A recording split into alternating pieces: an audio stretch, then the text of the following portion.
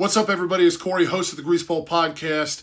Performance tiers, backlog. We're slowly chipping away at that thing.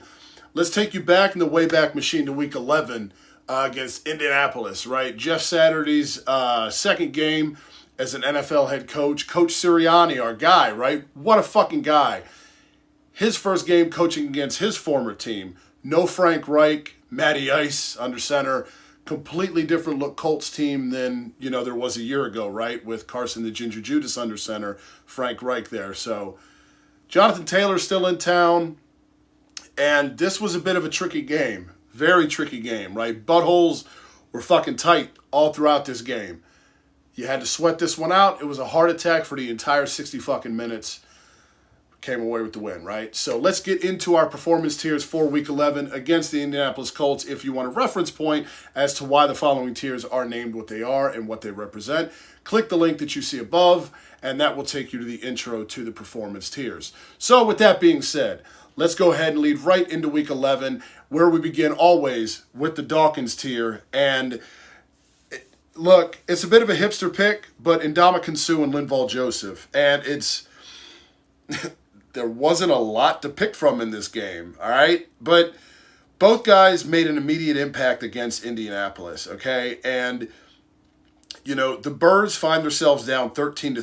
Sirianni decided to go for it on 4th and 10 from the Colts' 40-yard line, and the offense failed to convert, which gave Indy good field position to start the ensuing drive. More on that later. And after that decision, it was Howie Roseman's newest acquisitions that came up big, and they combined for a huge sack on Matt Ryan to force the Colts out of field goal position after an ensuing penalty. And as the game would play out, the significance of the sack can't be understated. You were in a one-point game. All Jeff Saturday's squad needed was another field goal to hand the Birds their second loss of the season. And it was Suh and Joseph that came up big here and earned them their inaugural spot in the Dawkins tier to kick things off here for us on Week 11. I also wanted to include in the Dawkins tier winning from behind. And look, despite the sloppy performance, which was incredibly underwhelming, you like to see the team bounce back and come away with a win, right? This is a game that, for all intents and purposes, the Birds should have lost. And it's a game that they would have lost in years past. But look, that's what championship teams do. You find a way to win and steal games that you've got no fucking business winning. And the defense kept the offense in the game despite a less than ideal, game by Jalen Hurts, some less than ideal decisions there throughout the course of the game. And, he did run in the game-winning touchdowns, but he had some wonky RPO decisions, some odd coaching decisions, and it's guys like Josh Sweat and TJ Edwards that showed up to make plays on the defensive side of the ball to put the offense in position to win the game.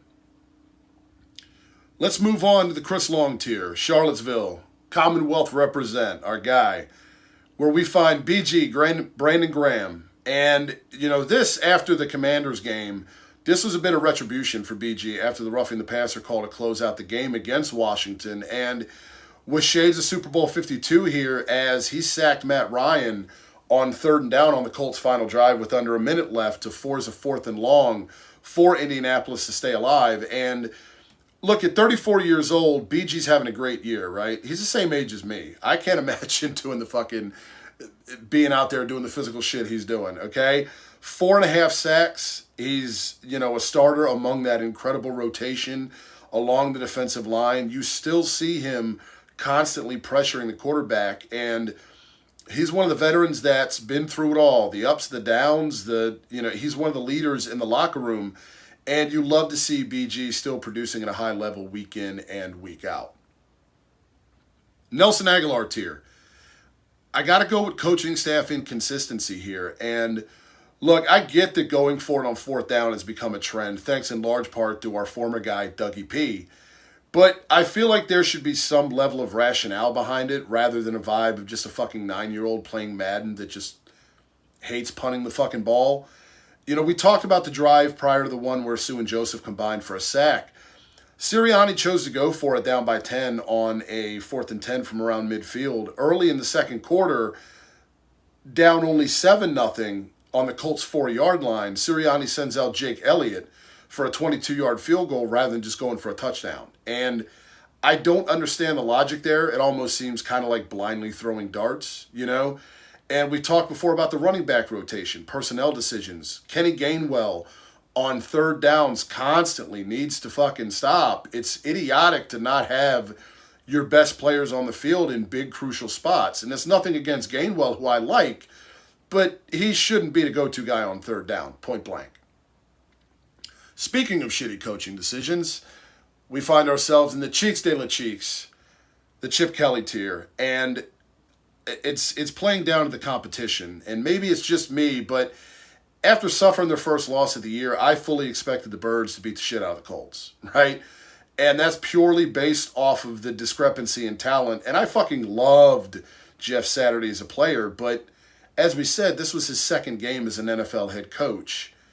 You expect the offense to look different without Dallas Goedert, as there isn't exactly much to respect underneath, aside from Jalen Hurts' ability to take off running. But I didn't expect this to be a game that came down to the wire. And again, these are games that you have to win if you're going to win a Super Bowl. And as ugly as it was, it's a win nonetheless, and the Birds are 9-1. So, following game after this, you've got Green Bay at home at the Link on Sunday Night Football. And this is one that heading into the season you circle because, you know, you got Aaron Rodgers on the schedule, right? But Green Bay obviously isn't what anybody expected this year. Christian Watson has been Rodgers' best weapon on the perimeter. You've still got that 1-2 punch of Aaron Jones and A.J. Dillon, but it's a far more winnable game than you would have thought when the schedules first got released back in April. So it's prime time at the Link on Sunday night. You debut the black helmets under the lights, right? Nighttime means black gear because the sky is black at nighttime, right? Gimmicks. We love gimmicks. So there's that. For Week 12, the next episode of the Performance Tiers coming to your lap ASAP. What were your thoughts on the Colts game? It was a couple weeks ago. Again, we're chipping away at the backlog, but let us know your thoughts in the comment section as we play catch-up here. Let us know your thoughts against the Indianapolis Colts, or for the game against the Indianapolis Colts, rather. Drop a like, drop a subscribe, hit that subscribe button if you enjoy the content. Stay tuned. Check out the page for all the original Eagles content we have coming your way, in addition to the flagship, of course, the Greaseball Podcast. We'll see you next time. As always, go Birds!